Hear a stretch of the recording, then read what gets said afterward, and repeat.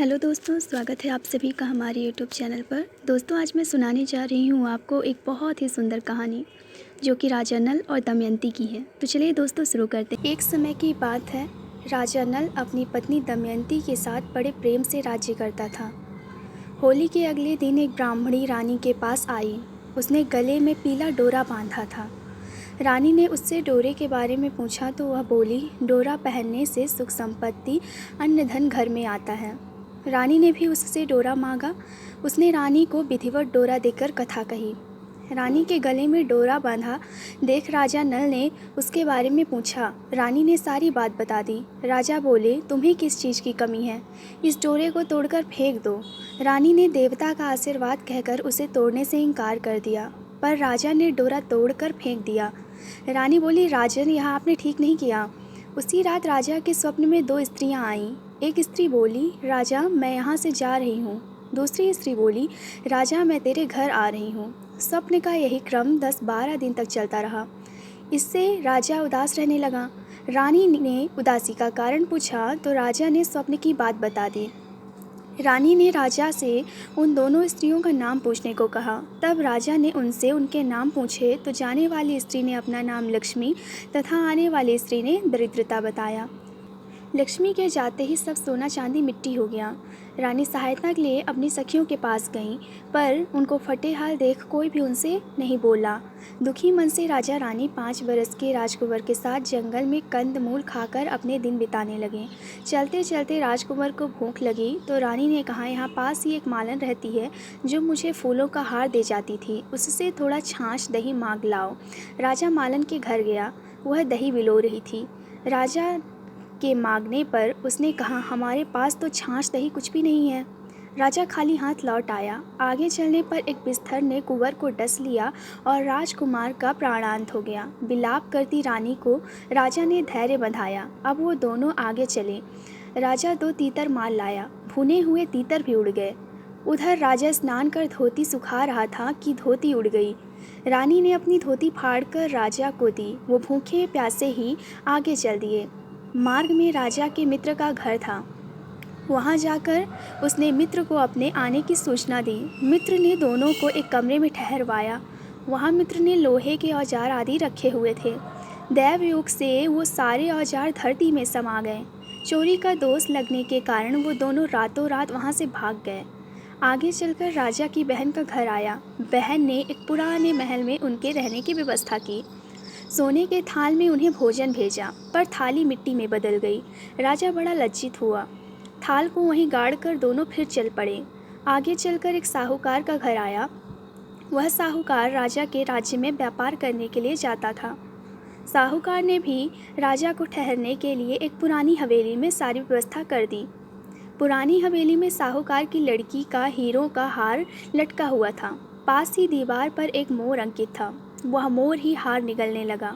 यह देखकर राजा रानी वहां से भी चले गए। अब रानी बोली, किसी के घर जाने के बजाय जंगल में लकड़ी काट बेचकर ही हम अपना पेट भर लेंगे। रानी की इस बात से राजा सहमत हुआ। अतः वो एक सूखे बगीचे में जाकर रहने लगे। राजा रानी के बाग में जाते ही बाग हरा भरा हो गया। बाग का मालिक भी बड़ा प्रसन्न हुआ। उसने देखा वहाँ एक स्त्री पुरुष सो रहे थे। उन्हें जगाकर बाग के मालिक ने पूछा, तुम कौन हो? राजा बोला, मुसाफिर हैं, मजदूरी की खोज में हैं, इधर आए हैं। यदि तुम रखो तो हम यही मेहनत मजदूरी करके पेट पाल लेंगे। एक दिन बाग की मालकिन संपदा देवी की कथा सुन डोरा ले रही थी। रानी के पूछने पर उसने बताया कि यह संपदा देवी का डोरा है। रानी ने भी कथा सुनी, डोरा लिया। राजा ने फिर पत्नी से पूछा कि यह डोरा कैसा बांधा है, तो रानी बोली, यह वही डोरा है जिसे आपने एक बार तोड़कर फेंक दिया था। उसी के कारण संपदा देवी हम पर नाराज हैं। रानी फिर बोली, यदि संपदा माँ सच्ची हैं तो फिर हमारे पहले के दिन लौट आएंगे। उसी रात राजा को पहले की तरह स्वप्न आया। एक स्त्री कह रही है, मैं जा रही हूँ। दूसरी कह रही है, राजा, मैं वापस आ रही हूँ। राजा ने दोनों के नाम पूछे तो आने वाली ने अपना नाम लक्ष्मी और जाने वाली ने दरिद्रता बताया। राजा ने लक्ष्मी से पूछा, अब जाओगी तो नहीं? लक्ष्मी बोली, यदि तुम्हारी पत्नी संपदा जी का डोरा लेकर कथा सुनती रहेगी तो मैं नहीं जाऊंगी। यदि तुम डोरा तोड़ दोगे तो मैं चली जाऊंगी। बाग की मालकिन जब वहाँ की रानी को हार देने जाती तो दमयंती हार गूँथ कर देती। हार देखकर रानी बड़ी प्रसन्न हुई। उसने पूछा कि हार किसने बनाया है, तो मालन ने कहा कोई पति पत्नी बाग में मजदूरी करते हैं, उन्होंने ही बनाया है। रानी ने मालन को दोनों परदेसियों के नाम पूछने को कहा। उन्होंने अपना नाम नल दमयंती बता दिया। मालन दोनों से क्षमा याचना करने लगी। राजा ने उनसे कहा, इसमें तुम्हारा क्या दोष है, हमारे दिन ही खराब थे। अब दोनों अपने राजमहलों की तरफ चले। राह में साहूकार का घर आया। वह साहूकार के पास गया। साहूकार ने नई हवेली में उनके ठहरने का प्रबंध किया तो राजा बोला, मैं तो पुरानी हवेली में ही ठहरूंगा। वहाँ साहूकार ने देखा दीवार पर चित्रित मोर नौलखे हार उगल रहा था। साहूकार ने राजा के पैर पकड़ लिए। राजा ने कहा, दोस्त तुम्हारा नहीं, मेरे दिन ही बुरे थे। राजा आगे चलकर बहन के घर पहुंचा। बहन ने नए महल में रहने की जिद की। पैरों के नीचे की धरती खोदती तो हीरो से जड़ित थाल वहाँ से निकल आया। राजा ने बहन को वह थाल भेंट स्वरूप दिया। राजा आगे चल मित्र के घर पहुँचे तो उसने नए मकान में ठहरने की व्यवस्था की, पर राजा पुराने कमरे में ही ठहरा। वहीं मित्र के लोहे के औजार मिल गए। आगे चले तो नदी किनारे जहाँ राजा की धोती उड़ गई थी, वह एक वृक्ष से लटकी हुई थी। वह नहा धोकर धोती पहनने राजा आगे चला। देखा कि कुंवर खेल रहा है। माँ बाप को देखकर उसने उनके पैर छुए।